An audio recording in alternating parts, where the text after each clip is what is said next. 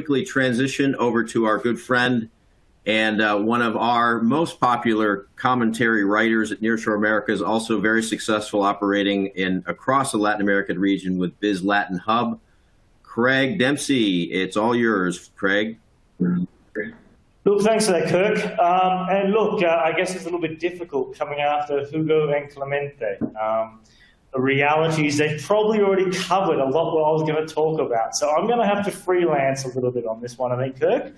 But look, I'll try and avoid repeating myself here, and obviously I'll try just to add some additional insights and things that go on so that we don't bore people too much. So on that note, let's get cracking into it.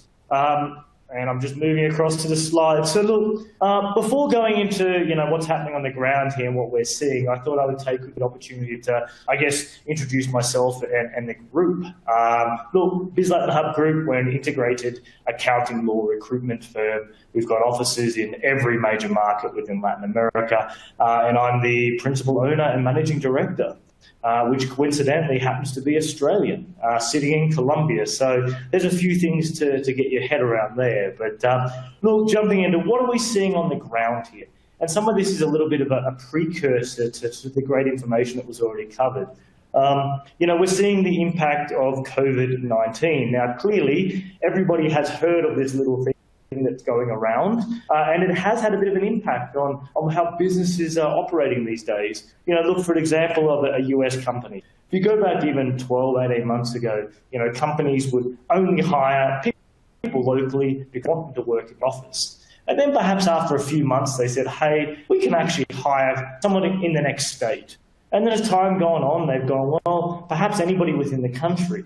And now we've sort of got to a position now, even small companies, which perhaps we're a little bit more closed-minded on these things, and now considering actually having operations and having staff abroad, which is presenting some interesting opportunities for nearshoring, and obviously being one of those potential options. I guess another thing we're seeing, recent US immigration reforms over the past years has made it difficult to near impossible to relocate talent. What you used to see back in the day, I guess, was North American companies would identify some great talent, and they would pick that person up, relocate them to LA, Silicon Valley, wherever they were, and on visas, etc. So we're seeing less of that these days. Obviously, another thing that's fairly, popular in the news these days, the trading relationship between the US and China is strained at the very least. A simple fact here was that the Bank of America Global Research indicated that 80% of companies that are operating in Asia are looking to bring their operations back to the US. Being practical, what we'll find is probably a lot of that will actually not happen or won't come back to the US in full, but instead they'll look towards a nearshoring option. And I know we're seeing a lot of that in the ground these days as well. And you can't go without the obvious is, look, there's strong cultural links between the US and Latin America.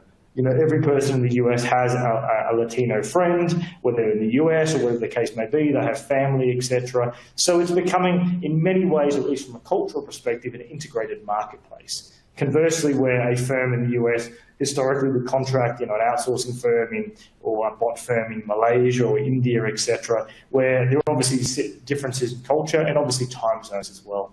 So there's some interesting things that we're seeing in the market here, and those things are sort of combining to bring a lot more interest to nearshoring today. Some simple examples that we've seen recently is, we're getting a lot more smaller US tech firms that would never have considered, even 18 months ago, to actually establishing or having some sort of presence or operation outside the US. And, they're contacting us and, very interested in that. Conversely, even large groups now, looking at establishing centers of excellence within Latin America, whether it's in an individual country, whether it's across multiple jurisdictions. So it's presenting some interesting opportunities and no shortage of work, which is good for us, of course. So, more importantly, let's say you've got to the point where you've decided, I'm going to consider this thing called nearshoring. What are my actual options to actually make something happen? So I thought I'd briefly talk through these in very layman's and sort of simple terms. You've got 4 principal ways of going about this. The first one, their professional employer organization. That's simply where you decide, I want to have people in Latin America. I want them to be part of my team. We will just manage them. But for all intents and purposes, I just need some way of hiring them. And that's where you contract a firm like Biz Latin Hub, where we would contract these individuals, find them if need be, and they would basically be in Latin America and they would work for your team, but basically be an extension of your integrated team.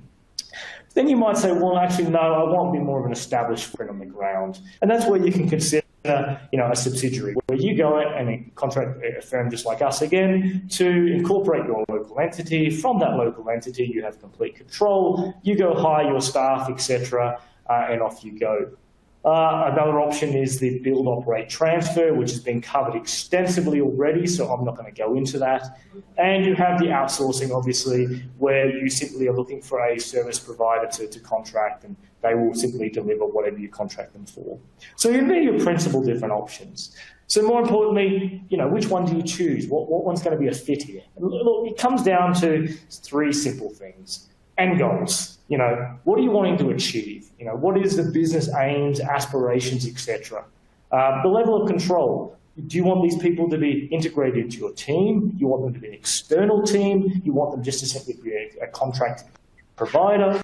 What are you looking for?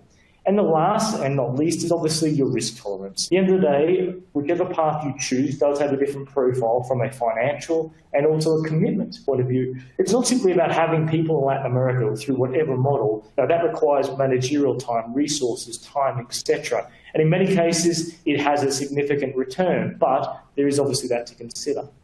So, and as always, I do like things graphically presented, as I always ask my team to do for me. So what we've done is made a little schematic for everybody. At the top, you've got the simple options that you can choose, and down the left-hand side, the different parameters for each one. Now, one thing I will point out is a thing called PE. What that means is permanent establishment. It's a legal term, and for all intents and purposes, it means if what you do generates sufficient economic activity in a country, from a tax perspective, the tax department may consider that you have permanent establishment and would look to, treat you as a legal entity for tax purposes. So it's a consideration, something I definitely can talk about further on a one-on-one case basis. Look, so what are the four different things and how do they rank? Look, you've got PEO, which is hiring through a third party, having a light footprint on the ground, and having basically integrated members in Latin America that are part of your team. So it's seamless and it works well. You can have an entity set up where you look for having a fixed presence on the ground. It's an extension of your parent company, maybe a subsidiary or branch, and you've got complete autonomy and control in regards to hiring, firing, etc., on how you manage your staff. Obviously, you've got the bot model, which has gone through extensively, where you do a partnership with a local firm, a flexible structure, but it does require a longer term and usually larger financial commitment. And of course, you've got outsourcing, where you're simply contracting an external party to provide you a service, so there's no presence on the ground, but you have limited control over the quality, etc. So they're pretty much a quick synopsis of what you'd be looking at there. An interesting thing, particularly since Digital Hype's based in Mexico, is there's been recent legislation in Mexico that more or less basically made PEO no longer permitted. Meaning what we're going to see, and we're already seeing this right now, is clients are either considering three things. They're either considering establishing a subsidiary and establishing operations. B, they're looking at a bot model, which is quite an attractive proposition, or third party, they're looking at different jurisdictions where PE is still permitted. So that's an interesting insight that's happening on the ground at the moment. So that's something to keep in mind.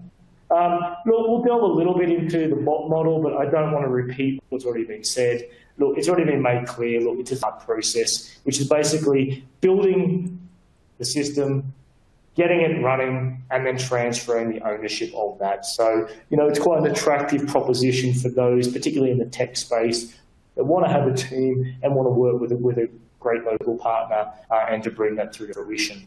Won't go into any more detail, being covered off extensively, so we'll quickly move on. Just from my perspective, what are 5 things to consider if you do go down the bot model? It's pricing. You do want to make sure that any pricing that you do is based on agreed deliverables and staged payments. Staffing, you've got to consider, is it going to be fully staffed by the partner, staffed by your own team, or is it going to be an integrated approach? Management, who and how, obviously. Tracking of progress. Look, there's got to be clear milestones that need to be delivered, and obviously, hopefully that's linked to payments. And most importantly, choosing the right partner. As I said, Digital Hive is, obviously got a good track record history there, and definitely worth considering for that. So just sort of wrapping up and sort of final thoughts. Look, nearshoring is definitely something that's being considered by a lot of companies at the moment from North America and globally, in fact. It's definitely going to see greater interest as we move forward. Companies are definitely looking at their options, whether it's through PEO, a bot model, establishing a local entity. It's definitely something we're seeing a lot of growth with at the moment, and it's sort of leveraging our own growth. But what is essential, though, is to have very, very clear aspirations about what you want to achieve, how you want to achieve it, and then picking the right partner to work with. And those things combined will hopefully lead to success. So.